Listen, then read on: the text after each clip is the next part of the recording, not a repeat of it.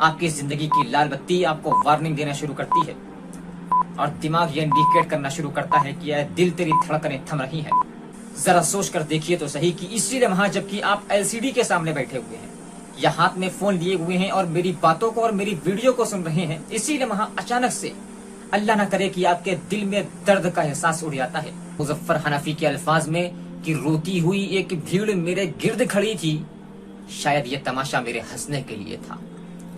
आबिद नामी के अल्फाज में कि दम के दम में दुनिया बदली, भीड़ छटी कोहराम उठा, चलते चलते सांस रुकी और खत्म हुआ अफसाना भी। मगर ये तन्हाइयां आबाद हो जाती हैं और जिंदगी की ये तन्हाइयां बेमाना हो जाती हैं जबकि इंसान जिंदगी की इन तन्हाइयों के सफर में अल्लाह की ज़ात को अपने साथ ले लेता है।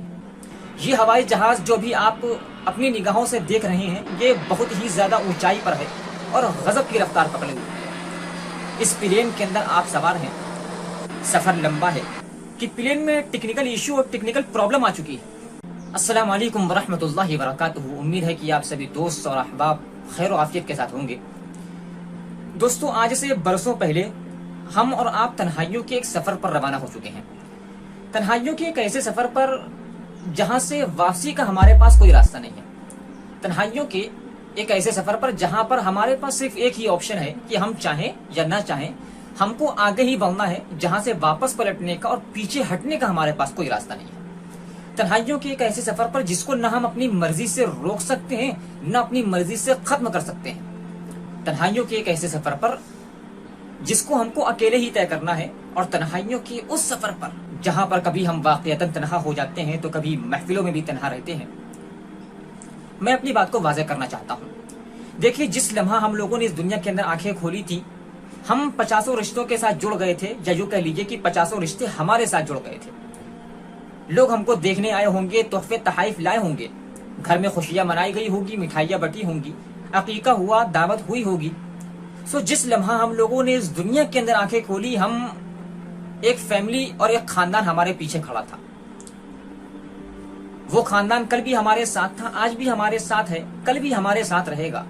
तो भला एक इंसान जिसके पीछे पूरी फैमिली और पूरा खानदान खड़ा हो, भला एक इंसान जो अपने साथ पूरी फैमिली और पूरा खानदान रखता हो, वो तन्हा और अकेला कैसे हो सकता है? बात समझ में नहीं आई। मैं आपको एक मिसाल देकर समझाता हूँ। ये हवाई जहाज जो भी आप अपनी निगाहों से देख रहे हैं, ये बहुत ही ज्यादा ऊंचाई पर है और गजब की रफ्तार पकड़े हुए है। इस प्लेन के अंदर आप सवार हैं, सफर लंबा है, आपकी निगाहें लग चुकी हैं। अचानक से पीछे से शोर उठता है और हंगामा बरपा होता है हवाई जहाज के अंदर कि प्लेन में टेक्निकल इशू और टेक्निकल प्रॉब्लम आ चुकी है। सामने कोहरा छा चुका है, राडार ने भी अपना काम करना बंद कर दिया है।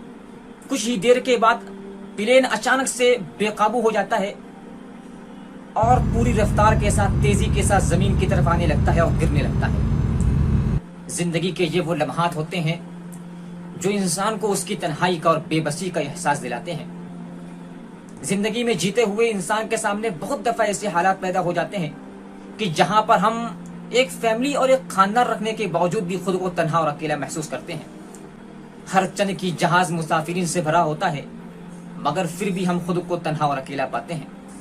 जरा सोच कर देखिए तो सही कि इसी लम्हा जबकि आप एलसीडी के सामने बैठे हुए हैं या हाथ में फोन लिए हुए हैं और मेरी बातों को और मेरी वीडियो को सुन रहे हैं, इसी लम्हा अचानक से अल्लाह ना करे कि आपके दिल में दर्द का एहसास उड़ जाता है या आपके सीने में शदीद तकलीफ और शदीद चुभन का एहसास पैदा होता है। आपकी जिंदगी की लाल बत्ती आपको वार्निंग देना शुरू करती है और दिमाग ये इंडिकेट करना शुरू करता है कि दिल तेरी धड़कनें थम रही है। जिंदगी के ये वो लम्हात होते हैं जो इंसान को उसकी तन्हाई का और उसकी फैमिली और खानदान की बेबसी का एहसास दिलाते हैं। आबिद नामी के अल्फाज में कि दम के दम में दुनिया बदली, भीड़ छटी कोहराम उठा, चलते चलते सांस रुकी और खत्म हुआ अफसाना भी।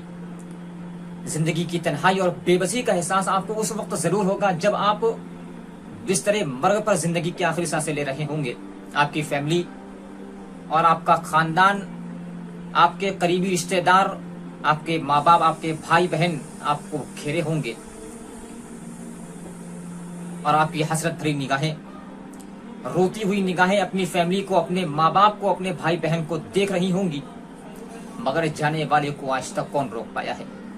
فلولا اذا بلغت الحلقوم وانتم حينئذ تنظرون ونحن اقرب الیہ منکم ولکن لا تبصرون فلولا ان کنتم غیر مدینین۔ اگر تمہیں لگتا ہے کہ تم کسی کے تابع فرمان نہیں ہو، تم کسی کے زیر فرمان نہیں ہو، تم کسی کے انڈر میں نہیں ہو، تو بھلا اپنے مردے کے اندر روح کو واپس پلٹا کے دکھاؤ، تو بھلا جانے والے کو آج تک کون روک پایا ہے؟